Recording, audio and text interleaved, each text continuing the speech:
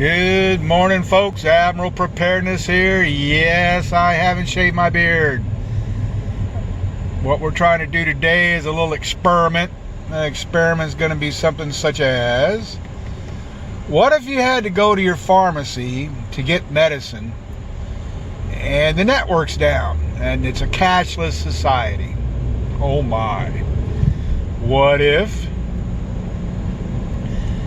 you went to the grocery store and the network's down and you got no money, you got no cash, because it's a cashless society? Well, that's my big question for the day, folks. I don't understand how anybody in his right mind would want to go cashless in our society, for the simple fact that I'm going to try an experiment today when I'm going down to get my medicine. There's a little note. How y'all doing? Everybody's looking good? Everybody's fine? We've been watching the, I didn't do it, but if you watched that debate last night, feel free to pipe in. I'm not either side. I'm an independent voter, and I look at the individual and their policies or politics, and I make my decisions based on that. And if I don't like them, I don't vote for them. Simple as that. That goes for local and federal as well. But let's not digress to what I was talking about earlier. How do you explain to your pharmacist that I need my meds immediately because I'm out of them when I go there to pick them up? And the network's down. I can't use my credit card. I don't have any cash. What do you... the manager's going to go, well, I'm sorry, I just cannot give you your meds for free, and I can't trust you to come back and go home and get cash, because you know that when the network's down, it's down. It's not coming up. So my question for everybody right now is, tell me how you would deal with this. Camp out there, grab the manager, give him your watch, your wedding ring. Somebody explain to me that, heaven forbid, our electrical grid shuts down right when you need to get your meds, and it's not coming back up for days, maybe weeks, maybe months. Now, immediately, everything just kind of comes to a screeching halt. Nobody does anything. It's just a shutdown. Then after maybe about a day or two, reality sets in that, I've been living in a cashless society. And because I live in a cashless society, I don't have any money because electrons are not flowing, allowing me to access that money. So what I want to figure out, or at least have made into a law, says that your driver's license is a credit card for emergencies. So when I am stuck without access to my electronic funds, my driver's license is my emergency credit card. It shows people that I have an address. It shows people that I'm a legal resident of the state for which that driver's license was issued. And if I'm out of state and I'm stuck because now my electronic funds are not able to be accessed while I'm on vacation, I'm screwed. Now I'm not anywhere near where I live, and I'm stranded.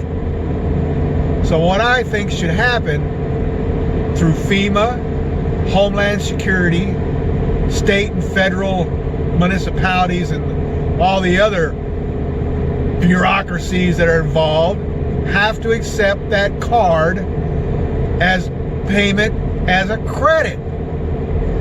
Now, the monetary value of that credit should be $1 million. $1 million. Now, there won't be any way to electronically record it other than a local non-networked device, if it even works, or a piece of paper and a pen.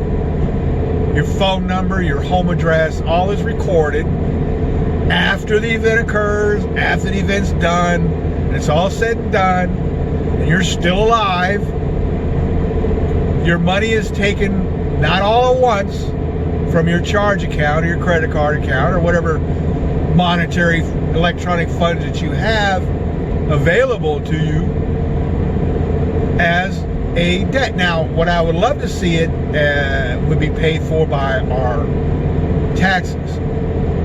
If it's a nationwide outage and it lasts for more than a week or two, then insurance would cover it. And again, we're going to talk about insurance because we're going to call it. I don't. You folks out there, help me with this one. What would you call an insurance plan that gives you money, or at least gives you the ability to walk into a store, show your driver's license, get what you need, and leave without spending a dime of your money that you can't get to because you're living in a cashless society? I've pondered this now for months and months on, well, okay, like I said, I'm gonna go into my pharmacy when I stop this vehicle and go inside. If they're not too busy, I'm gonna present the person at the register that quandary. Hi, how you doing? I understand your network's down and we live in a cashless society. How am I supposed to get my life-sustaining drugs? And that dog-eating look of deer in the headlight, or I don't know, I guess you don't get it, will come across their mind and probably out of their pie hole to tell me that I can't have my meds. Now, I'm going to say, well, I got a driver's license, so I'm a consumer of this here business, and I've been a consumer of your business for the past something years.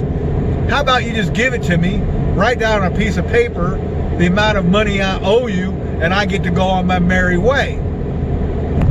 Folks, I know that ain't gonna happen. That individual gonna stand there and look at me going, nope, no payment, no product. And you're gonna stand there with them and go, look, you don't get it.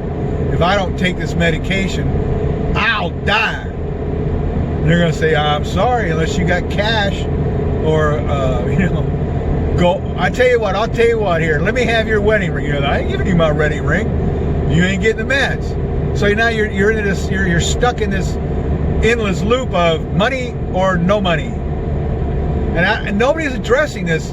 You got countries out there right now that are slowly but surely converting to no cash. I keep thinking Denmark, but correct me if I'm wrong, but there's a country out there right now who's slowly weaning the people off cash. And I'm just sitting there just going, oh my God, are you out of your ever-loving mind? Why would you want to go cashless in a society, of course, through the electronic means and all that kind of business? And I know it's expensive to deal with cash because it was a pain in the ass for me when I had my own business. And I had to go to the bank and turn in coins and all this other depository, Federal Reserve, fiat currency. And I'm sitting there wondering myself, boy, what if these people get this thing down to where they don't need to spend cash? They're going to turn themselves into a robot of the bank. And then the bank's going to love it because they can charge them for it.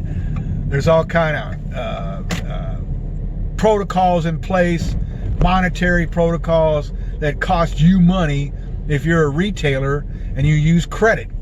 Because the credit card companies, by federal law now, have to call PCI compliant. Every device they own has to make sure that it's non-hackable. So you're sitting here going, well, okay, I got to pay for that as a consumer because that's an additional cost, either through interest or whatever monetary fund that they can charge you so they can get away with this stupid security risk that they created because of digital electronics. But that's neither here nor there, folks. I tell you what, I always try to be honest and unopinionated as I can be, but it's beginning to wear off. It's beginning to find myself sitting here thinking to myself, what if? And what if is the word in life. So, that being said, folks, I'm going to go in here and run this experiment, and I'll let you know how it comes out. See you in a few. Well, you know what I just found out? That if I don't have cash or my credit card doesn't work, I don't get my medication. So Yes, folks, there's a big dilemma here in America. We need to figure it out.